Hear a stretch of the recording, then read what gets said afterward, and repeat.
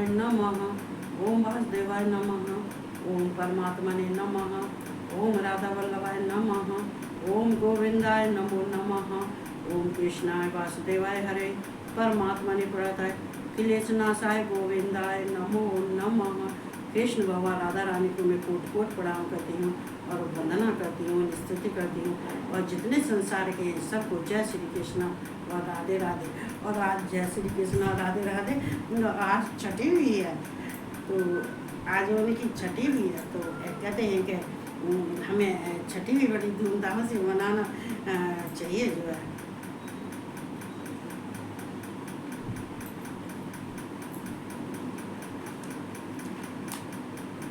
और भजन कीर्तन भी करना चाहिए।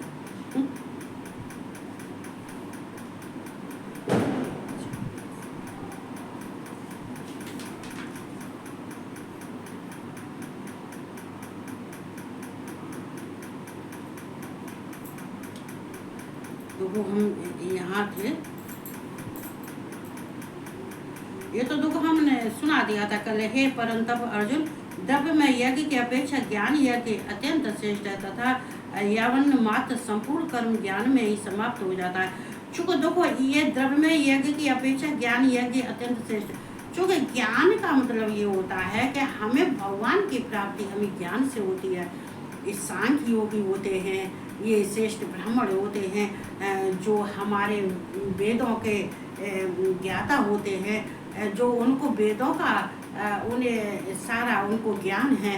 भगवान कृष्ण के जो है उनके तत्व स्वरूप का जो उनका सब उनको ज्ञान है। तो ये ज्ञान हमें कहाँ से होता है? हमें द्रव्यमय यज्ञ, इससे हमें प्राप्त होता है। चूँकि ये यज्ञ, ये ज्ञान यज्ञ श्रेष्ठ है। ये संध्या का भी यज्ञ से, लेकिन संध्या का तो ये पितृलोक ये पितरों के लिए, पितृलोक देवलोक और या ये जो है ये ऋषि के लिए, देव के लिए, पितृ के लिए और मनुष्य के लिए और संसार के लिए ये होता है। लेकिन जो ज्ञान यज्ञ होता है वो हमें भगवान की प्राप्ति के लिए होता है। क्योंकि भगवान की प्राप्ति के लिए जो हम देखो ये कहते हैं उपांश जो है हमारा जो होता है, जो हम मंत्रों का उच्चारण करते हैं या तप करते हैं, तो उपांश के द्वारा करते हैं तो हमारा वो बहुत अच्छा होता है। क्योंकि बोलने की अपेक्षा जो है इसको जो है हम करते हैं तो ये बहुत ही अत्यंत बहुत सुंदर और बहुत बढ़िया होता है। तो यहाँ पे जो है ये ज्ञान, तो ये भगवान कृष्ण कह रहे हैं तद्दध प्राण पाते न पर प्रश्न सेवया उपद्यच्छन्त ते ज्ञानम ज्ञान तत्व दर्शन है। उस ज्ञान को तू तत्वदर्शी ज्ञानियों के पास जाकर समझ, उनको भली बात दंडवत प्रणाम करने से, उनकी सेवा करने से और कपट छोड़कर सरलता पूर्वक प्रश्न करने से वे परमात्मा तत्व को भली बात जानने वाले ज्ञानी महात्मा तुझे उस तत्व ज्ञान का उपदेश करेंगे। देखो यहाँ पर हर एक किसी की, देखो अर्जुन को ही भगवान कृष्ण नहीं समझा रहे हैं, ये तो हमें भी समझना चाहिए, हमें भी जानना चाहिए कि देखो उस ज्ञान को तत्वदर्शी ज्ञानी, जो ज्ञानी होते हैं, जो तत्वदर्शी होते हैं, तत्वदर्शी का मतलब जानते हो, जो भगवान के तत्व को जानते हैं, जो उन्होंने भगवान को देखा है, उनके जो है उनके बारे में सब कुछ उनको ज्ञान है और वे तत्वदर्शी हैं। वो कहते हैं ये तत्व से भगवान को अपने अंदर योग के द्वारा धारण कर लेते हैं और वो उनके दर्शन भी करते हैं। यह ज्ञान, जितने ज्ञानी होते हैं, योगी होते हैं, उनको भगवान को सबको दर्शन होते हैं, ऐसी बात नहीं है। लेकिन देखो जो ज्ञान है, भगवान का ज्ञान कब मिलता है, कैसे मिलता है? जब भगवान के कृष्ण को हम उनको तत्व से जान जाते हैं कि कृष्ण भगवान क्या हैं। तो ये तत्व से जानने के बाद में फिर वो जन्म मृत्यु के चक्कर में नहीं फंसता है, वो उसको सब ज्ञान प्राप्त हो जाता है। क्योंकि जब तक अज्ञान ही होता है, उसको जब कुछ भगवान के बारे में नहीं मालूम होता है, तो वो ये कहते संसार के भंवर में पड़ा रहता है और उसको कोई ज्ञान प्राप्त नहीं होता है। जो नहीं होता है कि उसने ज्ञान प्राप्त तब उसको होगा जब वो कृष्ण के बारे में जाने, जानता हूँ ये ईश्वर है, ये भगवान है, ये कृष्ण है, ये ब्रह्म है, ये परमात्मा है, ये अविनाशी है, ये निर्विकार है, निराकार भी है, साकार भी है। तो उनके तो कहते तत्वदर्शी ज्ञानियों के पास जाकर समझ। जो तो तू अगर मेरे समझाने से तुझे अगर नहीं समझ में आता है, हम तुझे समझा रहे, अगर बाई चांस तुझे हमारी समझाने से तेरी समझ में नहीं आता है, तो जो ज्ञानी हैं, जो मेरी भक्ति में लगे रहते हैं, जो उनके अंदर कोई विकार नहीं है, केवल वो कृष्ण की भक्ति, मेरी भक्ति में लगे रहते हैं और मुझे तत्व से जानते हैं, तो तू अगर उनके पास में जाके बैठेगा, साधारण मनुष्य के पास में मत बैठे। अगर तू जो उपदेश देने वाले होते हैं, जो कोई मेरा उपदेश देता है, जो मेरा किसी को ज्ञान बांटता है, तो ऐसे ज्ञानी के पास में जाके बैठ, जिससे कि तुझे ज्ञान प्राप्त होगा। क्योंकि तुझे जब तक तू ज्ञानियों के पास में नहीं बैठेगा, तो यही तो संगत का असर होता है। जो जैसी संगत में होता है उस पर वैसा ही असर पड़ता है। तो हमें हमें अच्छा ज्ञान लेने के लिए और हमें भगवान के दर्शन और भगवान को प्राप्त करने के लिए हमें ज्ञानियों के पास में, ऐसे ज्ञानी जो तत्वदर्शी हों, जो कृष्ण के तत्वदर्शी हों, उनके पास में बैठना चाहिए। तो जाकर उनके पास जाकर समझ और उनको भली भांत दंडवत प्रणाम करने से, मतलब अगर तुम किसी के पास में जाते हो तो ऐसे कृष्ण भगवान खुद इस बात को यहाँ कह रहे हैं अर्जुन से, अगर तू उनके पास में जाता है तो अकड़ में नहीं जाना, और ना ही तू अहंकार में जाना, और ना ही तू ये समझना कि मैं बहुत बड़ा हूँ। ये सब अपने साथ लेके मत जाना। ये सारे जो हैं अहंकारी जो चीज है वो सब छोड़ देना, ये उनका त्याग कर देना और उनके सामने जाके पहले उनका सम्मान और सत्कार करना। कैसे हम किसी के सामने जाकर हम कैसे हमें सम्मान करना चाहिए, ये हमें जो है कौन बताते हैं? हमें कृष्ण बताते हैं कि हमें किसी के पास में जाके हमें कैसे सम्मान करना चाहिए। और हमें तो कहते हैं कि किसी के सामने जाके दंडवत प्रणाम करो, उनकी स्तुति करो, उनसे प्यार से उनको ये प्रणाम करो। तो प्रणपातेन किसको कहते हैं? प्रणपातेन कहते हैं कि हम किसी बुद्धिमान और बड़े मनुष्य के पास में जाते हैं और जाने के बाद में हम उनको प्रणाम करते हैं, उन्हीं को प्रणपात कहते हैं। किसको कहते हैं? प्रणपात। ये प्रणपात अनेक प्रकार से उनसे प्रणाम करना, अनेक प्रकार से उनको जो है उनको प्यार देना, उनको अनेक प्रकार से सम्मान देना। और ये भली भांत दंडवत प्रणाम करना ऐसे नहीं है कि प्रणाम बिल्कुल साष्टांग लेट के दंडवत प्रणाम करना, प्रणपात करना। और ये उनको भली भांत दंडवत प्रणाम करने से, उनकी सेवा करने से और उनकी सेवा भी करना ऐसा नहीं है। तो वो हम किसी अपने गुरु के पास जाते हैं या कोई योगी पुरुष है या संत है, तो हमें ऐसा नहीं है, उनकी सेवा करनी चाहिए।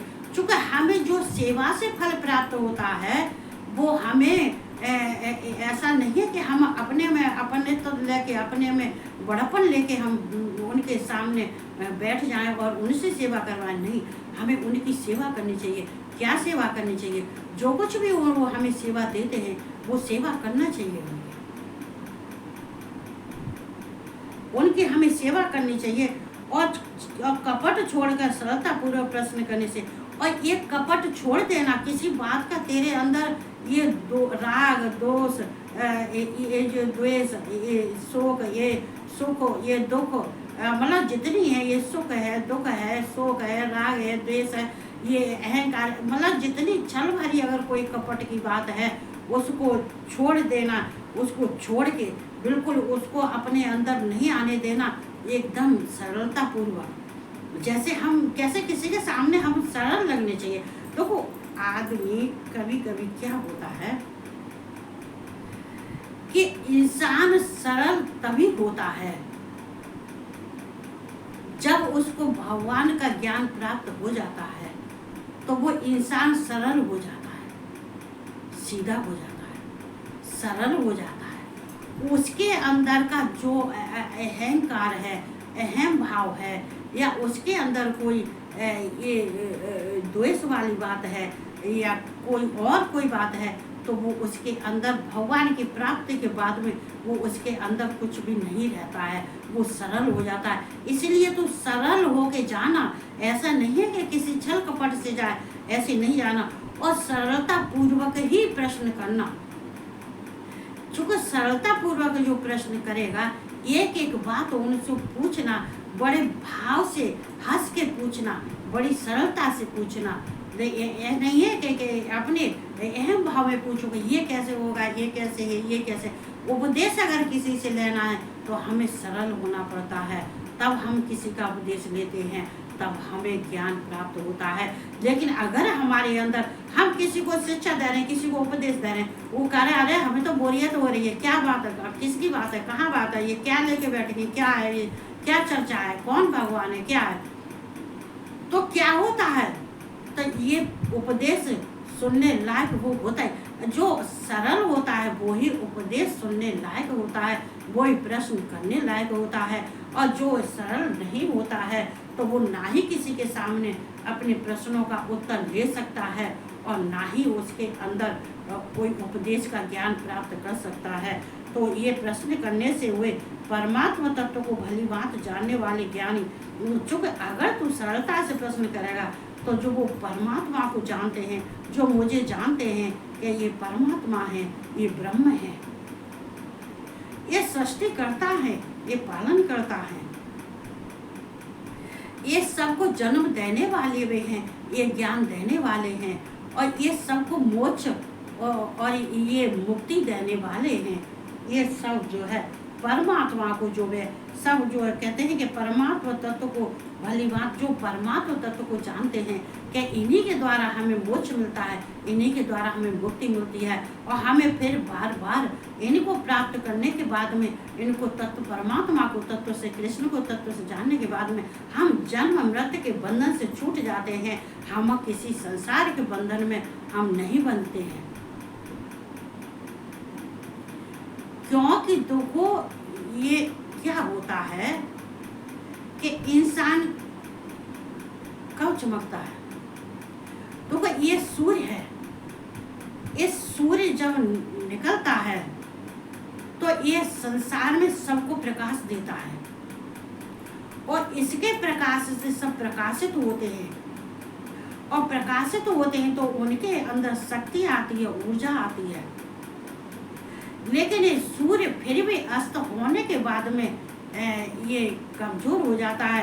लेकिन ये भगवान को तत्व से जानने वाला योगी होता है, जो ज्ञानी होता है, जो भगवान को तत्व से जान लेता है, और वो उसका कभी जो ज्ञान नष्ट नहीं होता है, कभी वो कभी ना ही कभी कमजोर होता है और ना ही उसको ज्ञान नष्ट होता है। क्योंकि एक बार ज्ञानी तत्व, जो तत्व से जानने वाले हैं, जो ज्ञानी पुरुष हैं, जो योगी हैं, जो गुरु हैं, जो जानते हैं, जो कृष्ण के बारे में सब जानते हैं, उनसे ज्ञान प्राप्त करने के बाद में सूर्य तो सबको प्रकाश देने के बाद में अस्त भी हो जाता है, लेकिन ये ज्ञान कभी नष्ट नहीं होता है। ये हमारे बाबूजी का हमें कभी कभी याद आ जाता है। हमें बाबूजी हमारे कहते थे कि बिमला, ये जो तुमसे सब कुछ छिन जाएगा, सब कुछ छिन जाएगा, ये ज्ञान कभी तुम्हारे अंदर जो ज्ञान प्राप्त कर लोगी वो कभी कोई ना ही कोई उसको छीन सकता है और ना ही उसको कोई नष्ट कर सकता है, और वो तुम्हारे जन्म जन्म के लिए, तुम्हारे जन्म ये पूरी जिंदगी के लिए ये तुम्हारे काम आएगा। इसको कोई छीन नहीं सकता है और ना ही कोई नष्ट कर सकता है। इसलिए ज्ञान की प्राप्ति जहाँ तक हो, ये जनरल नॉलेज की किताबें पढ़ो और इससे जनरल नॉलेज वाली बातों को याद करो, चूँकि इससे तुम्हारा ज्ञान बढ़ेगा, तुम्हारी विद्या बढ़ेगी। चूँकि इस विद्या को ना ही कोई कम कर सकता है, ना ही कोई छीन सकता है, ना ही कोई नष्ट कर सकता है। ये कृष्ण आज अर्जुन से यही प्रश्न कर रहे हैं, हे अर्जुन, तेरे ज्ञान को ये सूर्य सबको प्रकाश देने के बाद में चमकने के बाद में ऊर्जा भी देता है, शक्ति भी देता है, और सबकी जो है अंदर की जितनी बीमारी है उसको भी नष्ट करता है। ये पेड़ पौधा हैं, सब सूर्य के निकलने से ये सारे ये चमकते हैं और सारे जो है ये फलते फूलते हैं, लेकिन फिर भी ये अस्त हो जाता है। लेकिन ज्ञानियों का, योगियों का और संत पुरुषों का, गुरुओं का, अगर तू श्रेष्ठ मनुष्यों का ज्ञान प्राप्त कर लेगा तो ये ज्ञान प्राप्त तेरा कभी नष्ट नहीं होगा। भली बात जानने वाले ज्ञानी महात्मा तुझे उस तत्व ज्ञान का उपदेश करेंगे।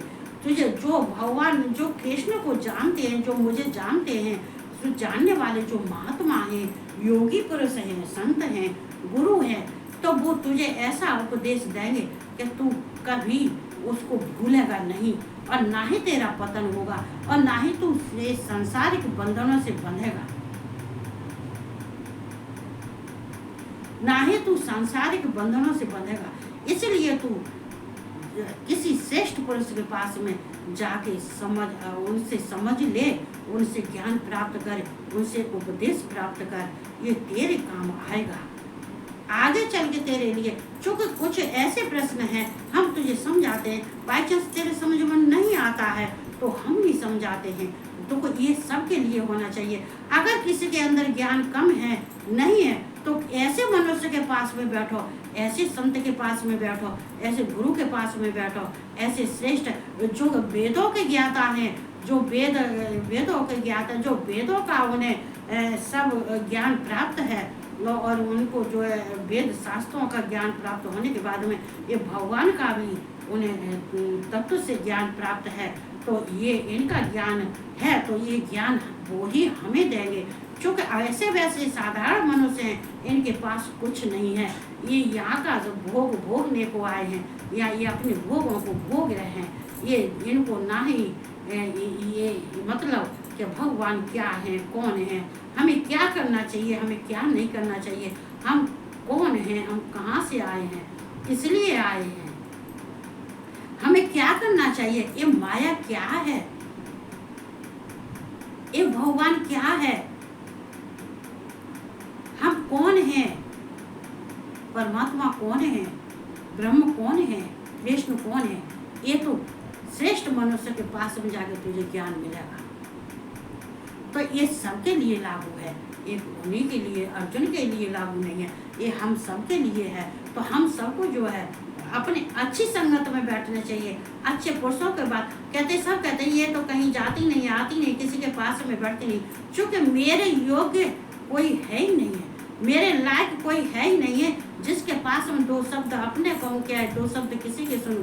चूँकि जब हमें देख रहे हैं कि ये सब अनर्थ के कार्य, व्यर्थ के कार्य करते हैं, और ये सब इनके कर्म क्या हैं, तो हमारे भगवान नहीं पसंद करते हैं हम किसी के पास जाएं और किसी के पास बैठे, तो कोई हमारे पास बैठे, हमारे भगवान को ये मंजूर नहीं है। तो हम अकेले रहते हैं, घर का काम करते हैं, बच्चों का सबका हम सारा घर का काम करते, करने के बाद में भगवान का पूजन करते, ये कथा कहते, अपने मस्त, बहुत मस्त है, ना ही हमें किसी का लेना, ना ही किसी का देना, ना ही हम किसी से कोई मतलब नहीं कछु। जो ज्ञान हम जहाँ बैठ के बांट रहे हैं, जिसको जरूरत हो ले लो, नहीं जरूरत हो तो वो तुम्हारी इच्छा है। तो बस ये कहते हुए इस सबको, आज कृष्ण का दिन है, छुट्टी का दिन है, छुट्टी मनाओ और कीर्तन भजन करो। अब मैं तो लेट के जो थोड़ा सा अपने गुरु गुनाऊंगी, तो जो है यहाँ पर जो है हमें करना चाहिए जो है।